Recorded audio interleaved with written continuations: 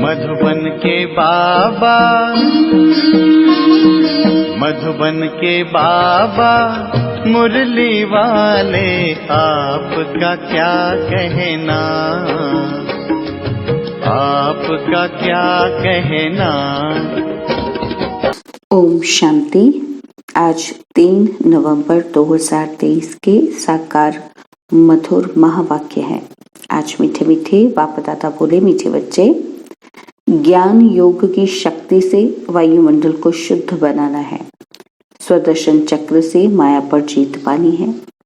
बाबा कहते, बच्चे, ज्ञान योग की शक्ति से वायुमंडल को शुद्ध बनाना है, स्वदर्शन चक्र से माया पर जीत पानी है। बाबा ने आज प्रश्न पूछा है कि किस एक बात से सिद्ध हो जाता है कि आत्मा कभी भी ज्योति में लीन नहीं होती। और उत्तर में बाबा ने समझाया कि कहते हैं बनी बनाई बन रही, तो जरूर आत्मा अपना पार्ट रिपीट करती है।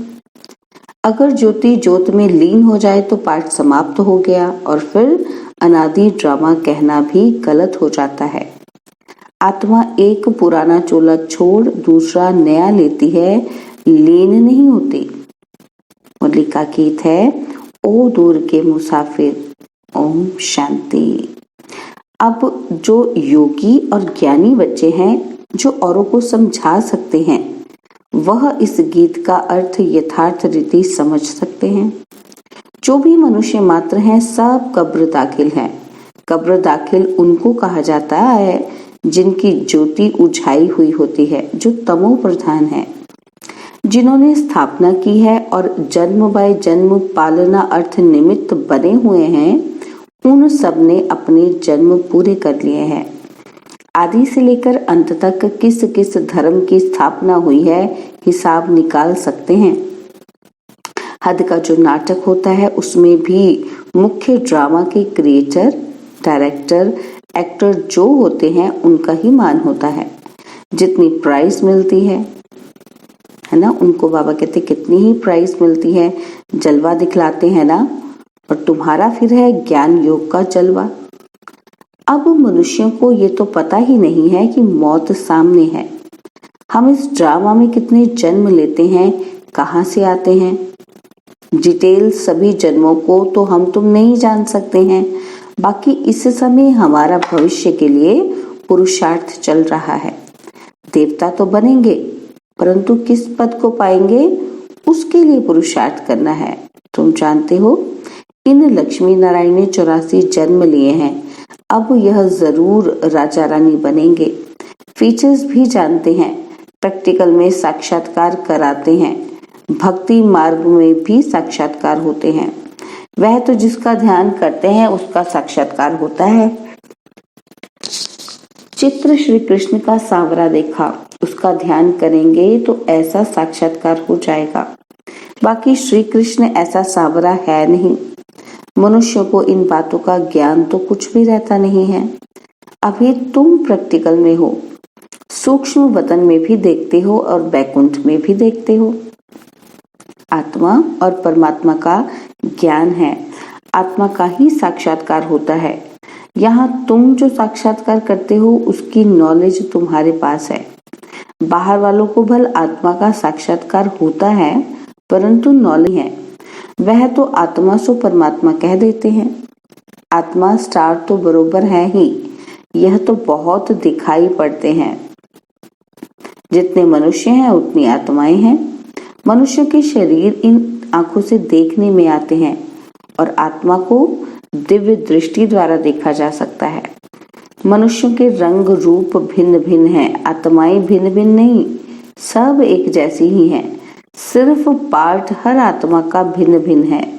जैसे मनुष्य छोटे बड़े होते हैं, वैसे आत्मा छोटे बड़ी नहीं होती। आत्मा की साइज एक ही है। अगर आत्मा ज्योति में लीन हो जाए तो पार्ट रिपीट कैसे करेगी? गाया भी जाता है कि बनी बनाई बन रही। यह अनादि वर्ल्ड ड्रामा चक्र लगाता रहता है। यह तुम बच्चे जानते हो। मच्छरों सदृश आत्माएं वापस जाती हैं। मनुष्य को तो इन आंखों से देखा जाता है।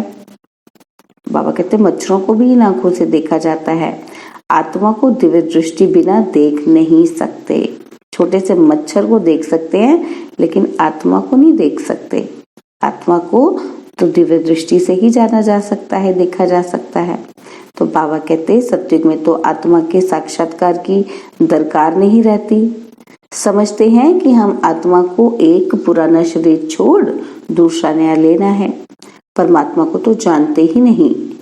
अगर परमात्मा को जानते तो सृष्टि चक्र को भी जानना चाहिए। तो गीता में कहते हैं हमको भी साथ ले लो, पिछाड़ी में बहुत पछताते हैं, सबको निमंत्रण मिलता है, कितनी युक्तियां बन रही हैं निमंत्रण देने की। पीस पीस तो सब कहते हैं लेकिन पीस का अर्थ कोई भी समझते नहीं। पीस कैसे होती है वह तुम जानते हो। जैसे घानी में सरसों पीस जाते हैं ना, तो वैसे सबके शरीर विनाश में खत्म हो जाते हैं। आत्माएं नहीं पीसेंगी, वह तो चली जाएंगी। ऐसे लिखा भी हुआ है कि आत्माएं मच्छरों सदृश भागती हैं। ऐसे तो नहीं कि सब परमात्माएं भागेंगे। मनुष्य कुछ भी समझते नहीं। आत्मा और परमात्मा में क्या भेद है यह भी नहीं जानते। कहते हैं हम सब भाई भाई हैं तो भाई भाई होकर रहना चाहिए। उनको ये पता ही नहीं है कि सत्युग में भाई भाई अथवा भाई बहन सब आपस में क्षीरखंड होकर चलते हैं। वहाँ लून पानी की बात ही नहीं है। और यहाँ देखो अभी अभी क्षीरखंड है, अभी अभी लून पानी हो जाते हैं। एक तरफ कहते हैं हिंदू चीनी भाई भाई और फिर उनका बुत बनाकर आग लगाते रहते हैं। जिस्मानी भाई भाई की हालत देखो। रूहानी संबंध को तो जानते ही नहीं। तुमको पाप समझाते हैं कि अपने को आत्मा समझना है, देह अभिमान में फंसना नहीं है।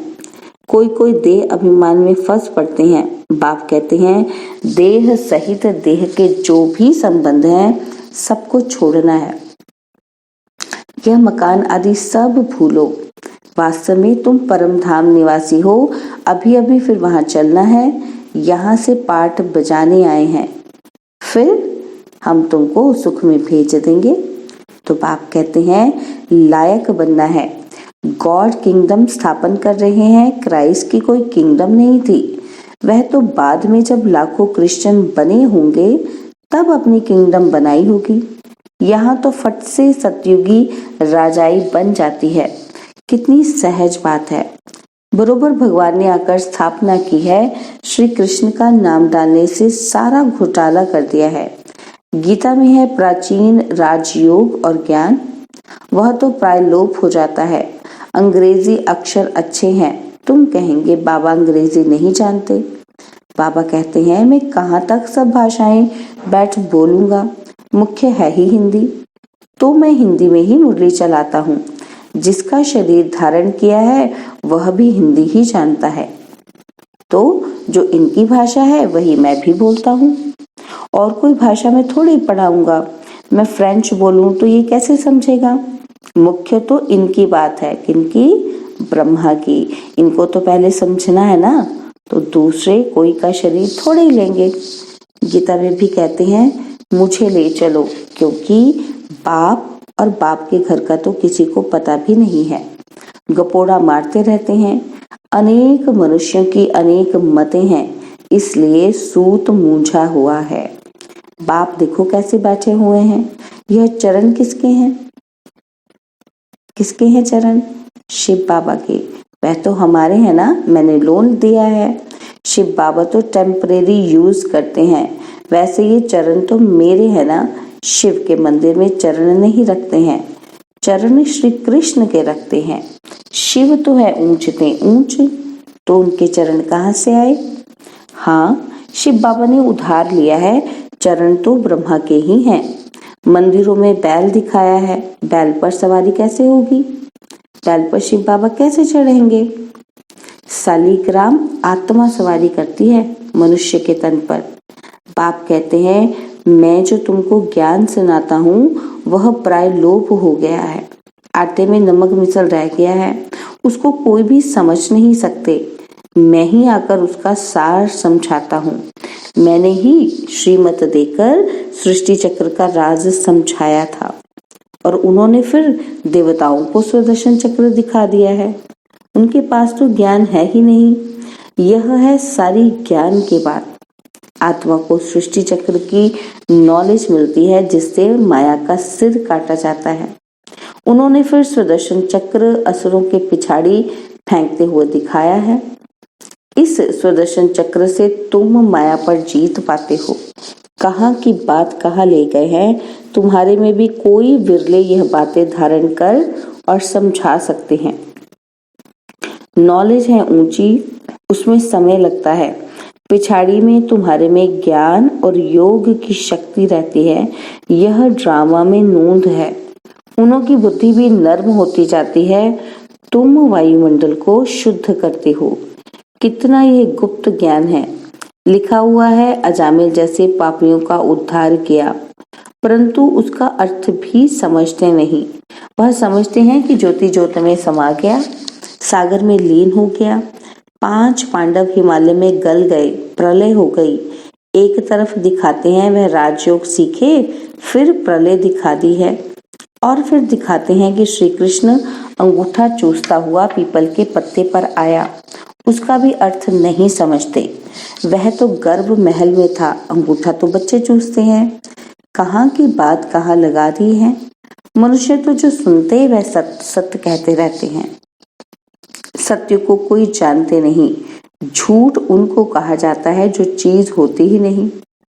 जैसे कहते हैं परमात्मा का नाम रूप है ही नहीं, परंतु उनकी तो पूजा करते रहते हैं।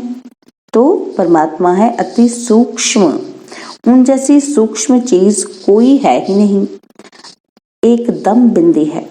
सूक्ष्म होने के कारण कोई जानते नहीं। भल आकाश को भी सूक्ष्म कहा जाता है, परंतु वह तो पोलार है। 5 तत्व हैं। 5 तत्वों के शरीर में आकर प्रवेश करते हैं। वह कितनी सूक्ष्म चीज है, एकदम बिंदी है। स्टार कितना छोटा है। यहाँ परमात्मा स्टार बाजू में आकर बैठे तब तो बोल सके। कितनी सूक्ष्म बातें हैं। मोटी बुद्धि वाले तो जरा भी समझ ना सके। आप कितनी अच्छी अच्छी बातें समझाते हैं। ड्रामा अनुसार जो कल्प पहले पाठ बजाया है वही बजाते हैं। बच्चे समझते हैं कि बाबा रोज आकर नई नई बातें सुनाते हैं, तो नया ज्ञान होगा ना, तो रोज पढ़ना पड़े। रोज कोई नहीं आते हैं तो फ्रेंड के पास जाकर पूछते हैं ना कि आज क्लास में क्या हुआ। और यहाँ तो कोई पढ़ना ही छोड़ देते हैं। बस कह देते हैं कि अविनाशी ज्ञान रत्नों का वर्षा नहीं चाहिए। अरे पढ़ना छोड़ा तो तुम्हारा क्या हाल होगा। बाप से वर्षा क्या लेंगे। बस तकदीर में नहीं है। यहाँ स्थूल मलकियत की तो कोई बात ही नहीं है। ज्ञान का खजाना बाप से मिलता है, और वह मलकियत आदि तो सब कुछ विनाश होना है। उसका नशा कोई रख ही ना सके। बाप से ही वर्षा मिलना है। तुम्हारे पास भल करोड़ों की मलकियत है, वह भी मिट्टी में मिल जानी है। इस समय की ही सारी बात है। यह भी लिखा हुआ है कि किसकी दबी रहेगी धूल में और किसकी जलाई आग। इस समय की बातें पिछाड़ी में चली जाती हैं। विनाश तो अभी होना है, और विनाश के बाद फिर है स्थापना। अभी वह स्थापना कर रहे हैं। वह है अपनी राजधानी। तुम दूसरों के लिए नहीं करते हो। जो कुछ करेंगे वो अपने लिए। जो श्रीमत पर चलेगा वह मालिक बनेगा। तुम तो नए विश्व में नए भारत के मालिक बनते हो। नई विश्व अर्थात सतयुग में तुम मालिक थे। अब यह पुराना युग है। फिर तुमको पुरुषार्थ कराया जाता है नई दुनिया के लिए। कितनी अच्छी अच्छी बातें समझने की हैं। आत्मा और परमात्मा का ज्ञान, सेल्फ रियलाइजेशन। सेल्फ का फादर कौन है। बाप कहते हैं मैं आता हूँ तुम आत्मा को सिखलाने। अब फादर को रियलाइज किया है फादर द्वारा। बाप समझाते हैं कि तुम हमारे सिकिलदे बच्चे हो। कल्प के बाद फिर से आकर मिले हो वर्षा लेने के लिए, तो पुरुषार्थ करना चाहिए ना। नहीं तो बहुत पछताना होगा, बहुत सजा खानी पड़ेगी। जो बच्चे बनकर और फिर कुकर्म करते हैं उनकी तो बात ही मत पूछो। ड्रामा में देखो बाबा का कितना पार्ट है, सब कुछ दे दिया। बाबा फिर कहते हैं कि भविष्य 21 जन्मों के लिए रिटर्न दूंगा। आगे तुम इनडायरेक्ट देते थे तो भविष्य में 1 जन्म के लिए देता था, अभी डायरेक्ट देते हो तो भविष्य 21 जन्मों के लिए इंश्योर कर देता हूँ। डायरेक्ट इनडायरेक्ट में कितना फर्क है। वह द्वापर कलयुग के लिए इंश्योर करते हैं ईश्वर को और तुम सतयुग त्रेता के लिए इंश्योर करते हो। डायरेक्ट होने के कारण 21 जन्मों के लिए मिलता है। अच्छा, मीठे मीठे सिकिलदे बच्चों प्रति माता पिता बाप दादा का नंबरवार पुरुषार्थ अनुसार याद प्यार और गुड मॉर्निंग। रूहानी बाप की रूहानी बच्चों को नमस्ते। हम रूहानी बच्चों की रूहानी बाप दादाजी को दिलवा जान सिकवा प्रेम से नमस्ते। ओम शांति। प्यारे बाबा, मीठे बाबा, मेरे बाबा, शुक्रिया बाबा, शुक्रिया बाबा, शुक्रिया। धारणा के लिए मुख्य सार हैं और उसमें पहला पॉइंट, अविनाशी बाप से अविनाशी ज्ञान रत्नों का खजाना ले तकदीरवान बनना है। नया ज्ञान, नई पढ़ाई रोज पढ़नी है। वायुमंडल को शुद्ध बनाने की सेवा करनी है। और सेकंड पॉइंट है, भविष्य 21 जन्मों के लिए अपना सब कुछ इंश्योर कर देना है। बाप का बनने के बाद कोई भी कुकर्म नहीं करना है। और बाबा ने आज हम बच्चों को वरदान दिया, स्व उन्नति का यथार्थ चश्मा पहन एग्जाम्पल बनने वाले अलबेलेपन से मुक्त भव। स्व उन्नति का यथार्थ चश्मा पहन एग्जाम्पल बनने वाले अलबेलेपन से मुक्त भव। जो बच्चे स्वयं को सिर्फ विशाल दिमाग की नजर से चेक करते हैं उनका चश्मा अलबेलेपन का होता है। उन्हें यही दिखाई देता है कि जितना भी किया है बहुत किया है और मैं इन आत्माओं से अच्छा हूँ। थोड़ी बहुत कमी तो नामी ग्रामी में भी है, लेकिन जो सच्ची दिल से स्वयं को चेक करते हैं उनका चश्मा यथार्थ स्व उन्नति का होने के कारण सिर्फ बाप और स्वयं को ही देखते, दूसरा तीसरा क्या करता ये नहीं देखते। मुझे बदलना है, बस इसी धुन में रहते हैं। वह दूसरों के लिए एग्जाम्पल बन जाते हैं। स्लोगन है, हदों को सर्ववंश सहित समाप्त कर दो तो बेहद की बादशाही का नशा रहेगा। हदों को सर्ववंश सहित समाप्त कर दो तो बेहद की बादशाही का नशा रहेगा। ओम शांति। और अब यह एक बहुत अच्छी वीडियो भी जरूर देखें।